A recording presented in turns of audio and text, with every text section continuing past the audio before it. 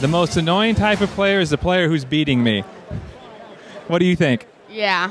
Okay, I will tell you, and it's the kind of player I'd be happy to spend time chatting with when we have time.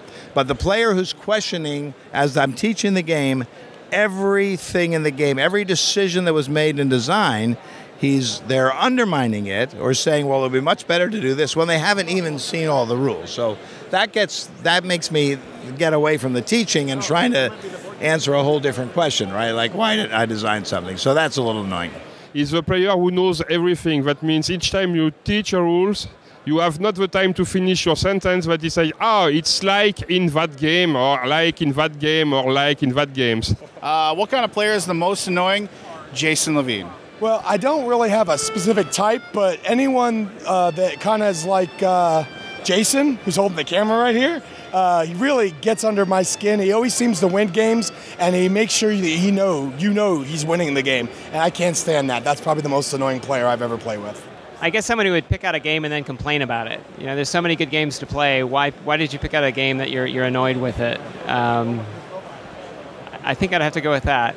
Like, no whining at my table. I play a lot of games, and I play a lot of games quickly, so I do have some trouble when people have like option paralysis, which is fine. I understand it. I also have trouble when people want to take back a turn because they realize they didn't make a bad move. And if you put those two together, if you make me wait on your turn and then you want to redo your turn, that's a bad scene for me. The most annoying player is one that flips the table. People who are really slow and their only real objective is they want to play perfectly. So they want to take their time and make sure they don't mistake. That's boring. You know, it's like, make a mistake. It makes the game much more fun. It adds a little fun into it. The worst kind of player, I think, is anyone who gets caught up in technicalities. If you're caught up in like supreme minutia of mechanics versus just like having fun with your friends.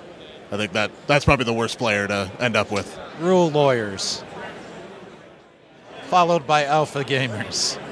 Thanks so much for watching the Dice Tower videos. Find more great videos and reviews as well as our top-rated audio podcast at Dicetower.com. You can also find other great shows at Dicetowernetwork.com. I'm Eric Summerer, and you've been watching The Dice Tower. The Dice Tower is sponsored by Cool Stuff Inc., where you can find great games for great prices. Cool stuff in stock. Check them out at CoolStuffInc.com.